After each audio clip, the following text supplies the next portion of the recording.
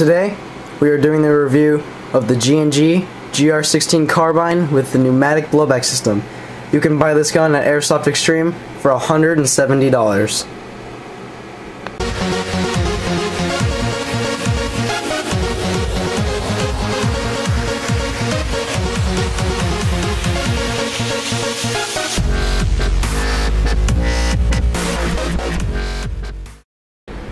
The cardboard box that the rifle comes in has a green finish to it and is built very nicely and has a picture of the gun on the front.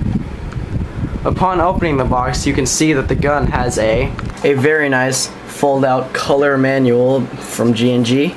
Explains how the blowback works and how to put the battery in, how to load the gun. A decently long cleaning and unjamming rod to clean the barrel of your gun. A full metal tan M4 magazine that holds 450 rounds, and of course the beautiful G&G GR16 tan with the pneumatic blowback system. The stock of the weapon is a standard LE stock.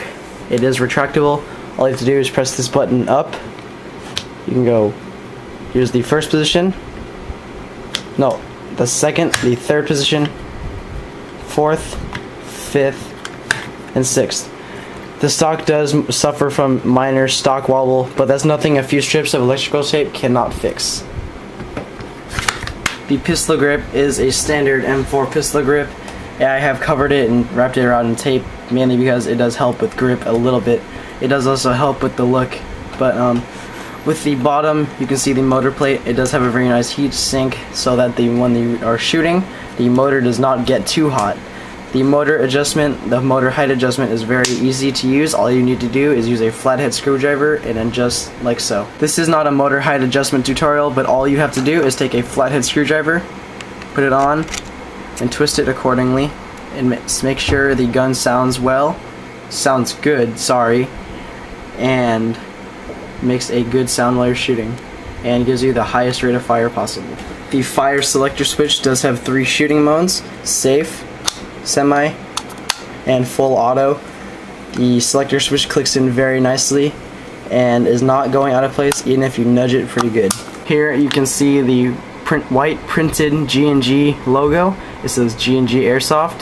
Has their cool logo that is only found on the blowback model of the M4, and says 6mm pellet AEG semi and auto system. The carry handle of the gun is made of plastic, but it is a very thick plastic, almost as thick as polymer.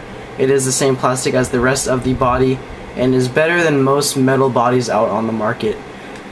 This carry handle is removable, of course, and all you have to do is unscrew these 2 screws right here and you can take it off, replace it with an optic, or with this CQB sight, which is basically just the back of the carry handle and the front dart has been cut off. This is from an old gun, but it does give the gun a better look in my opinion. The rear sight is windage and elevation adjustable by using this knob here and this knob right here. The sight picture is very nice. It works well.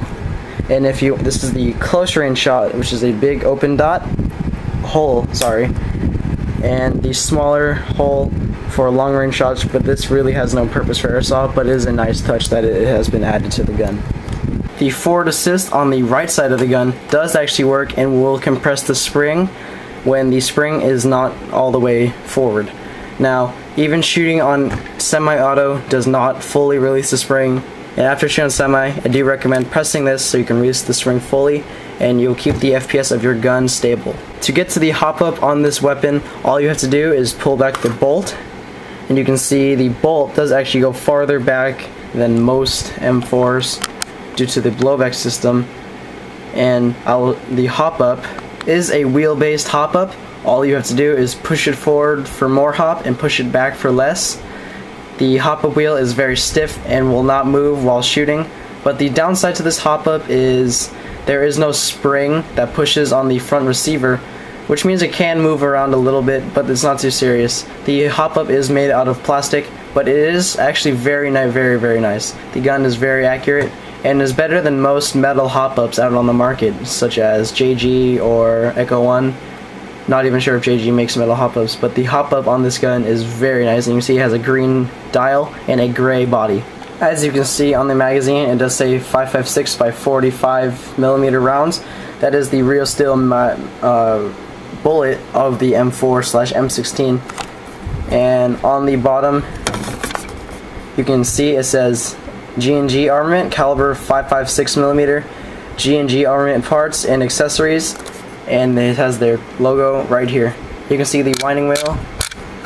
It's very nice. It sticks out pretty far, so you can wind it very easily, and it works good. The magazine does come a little bit wobbly, so I put 2 layers of electrical tape right here. Put it in the gun. It sounds very nice when you put it in, very assuring it's in. There's a little front and back movement, a little bit side to side, but it's really nothing to be angry about. It works very good, and don't see it falling out on you ever or making sound out on the field while moving. The front hand grip is where the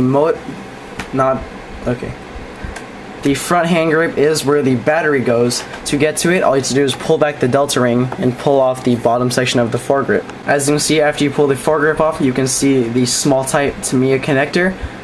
I will probably rewire this to Dean's later on once I get the experience I need to do so. It's not too hard, but it should take a while of training. Well, not really training, just practice. You can see the fuse right here, and it is a different style of fuse. It seems to work really well, and I can't see any of this breaking on you. The recommended battery for this gun is a 9.6 volt nunchuck battery. Most small type 9.6s will not fit in here as it is too fat for the handguard. Using a 9.6 nunchuck works really well, and this is what I preferably use on the field. The front sight and outer barrel are constructed of metal, and I did give them a sort of weathered look, so I took some sandpaper and grinded it on here, sanded it a little bit, and it gives it a little bit of a silver look. It looks like I've been using the gun for a long time, even though I really haven't. The flash hider is plastic. It does come orange. It is 14 millimeters counterclockwise threaded, but I did spray paint over it black. I do not recommend doing this for law enforcement reasons. I only did that for certain reasons that go with my movie making channel, as this gun does look a lot better with a black-orange tip. The metal outer barrel is attached to the front sight, which is not my preference, but it does seem to work really well as the front sight does not move. But I would like to have a removable front sight. But oh well, it's a $170 gun. There's not much you can do for this type of gun. Some stats about this gun, as I may have not stated before, but it does come with a full metal version 2 gearbox. It has 8mm copper bushings, which is not as good as like steel or regular metal bushings or bearings, but it does seem to do the job very well. The gun makes little gear noise, as it is mostly covered up by the blowback system. Now, this gun was shooting a little bit hot at 370 FPS. This was chronoed at Airsoft Extreme before I bought it, and it is shooting a little hot for the G&G Blowback series, as most of them shoot around 330 to 350. I guess this one I got a little lucky, so it is shooting a little bit hotter.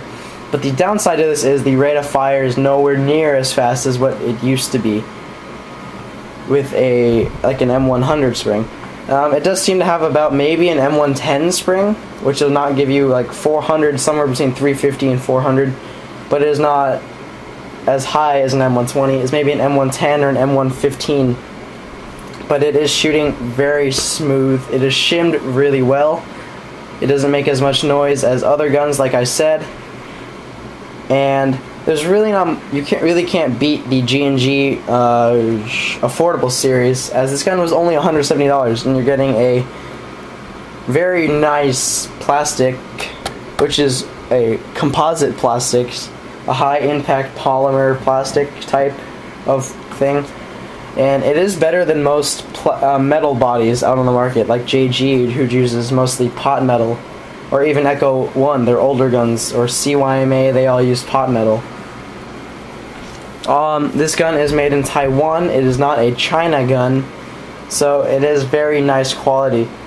And for $170 with a blowback system that works much better than attaching the bolt to the piston is very nice for $170. Oh yeah, one more thing to note. The piston head has a very odd style of portings on the front, but it does work really well and the gun shoots very smooth, like I said. I probably won't be doing anything to this internally as this gun is very solid stock.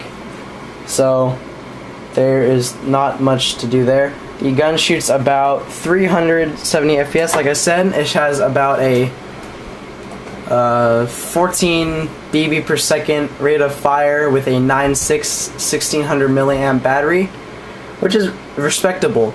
It is very nice. It's not slow, it's not too fast with a 9.6. Now I might be upgrading the motor to maybe an AMP high torque, or an X high tech high speed, or a classic Army high torque. I'm not really sure. I'm gonna have to think about it. I have to invest a lot of money in a new motor. It is quite expensive, and for the price of this gun, I highly recommend it to anyone. And I hope you guys like the review. I'll see you guys later. I almost forgot to mention the inner barrel length is 363 millimeters and comes stock with a 6.04 tight bore barrel by G&G. It is not made of brass or steel, it is made of aluminum, so it's not as high quality as a brass or steel inner barrel, but it does do the job very well and it shoots amazingly accurate for a $170 gun. And that is it now, and I'll see you guys later.